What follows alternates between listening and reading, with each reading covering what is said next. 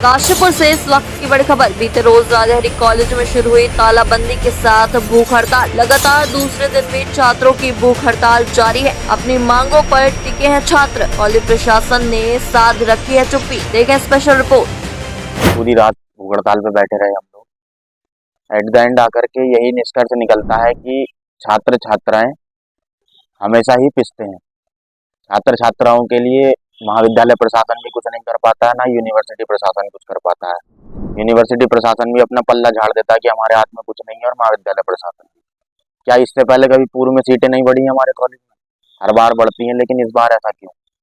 महाविद्यालय प्राचार्य ने साफ साफ कह दिया है कि मैं इसमें कुछ नहीं कर सकता।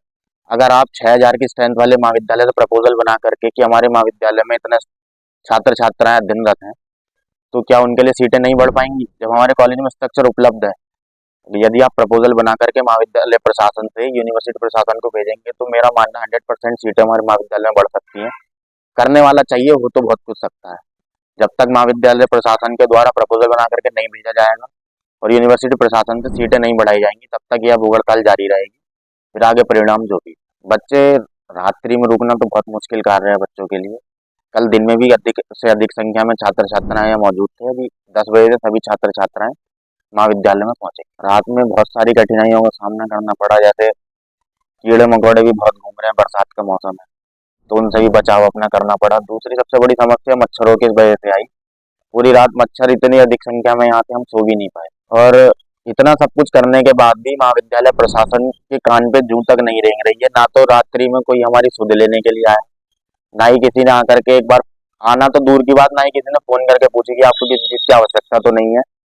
और प्राचार्य महोदय जो कल शाम इतनी बड़ी बड़ी बातें कर गए हैं, मुझे कोई फर्क नहीं पड़ता, तो वास्तव में उन्हें कोई फर्क नहीं पड़ता। वो अगर चाहते तो एक बार आकर के हमारी सुध ले सकते थे।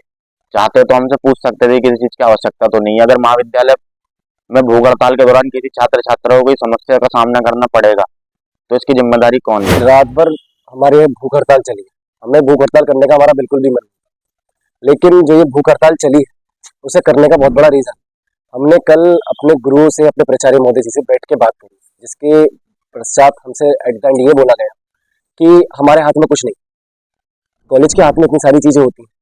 वो तो ये कह रहे हैं कि मैं लिख के दे रहा हूँ कि हमारे हाथ में कुछ नहीं, इतनी सारी चीजें होने के बावजूद भी वो हर चीज से पीछे हटे। हमारी जो डिमांड है उन्होंने सब पे ये बोल दिया कि भाई मैं कुछ नहीं कर सकता। हमने उनसे ये भी बोला कि गुरुजी आप इस चीज को करवाइए। उन्होंने बोला कि आप जो कर सकते हो कर लो, हमें बंद करना और बंद कर लो, हम पे कोई फर्क नहीं पड़ रहा। हमारा भूख हड़ताल करने का कोई इंटेंशन नहीं था। अब पूरी रात हम लोगों को हो गई है यहाँ पे। अब सुबह से भी हम लोग यहीं पे बैठे, आप देख सकते हैं अभी तक कॉलेज में पूरे में कोई नहीं आया है। और हमें भूख हड़ताल इसलिए करनी पड़ रही है कि ताकि जो छात्र छात्राओं के साथ गलत हो रहा है उनके साथ गलत ना हो।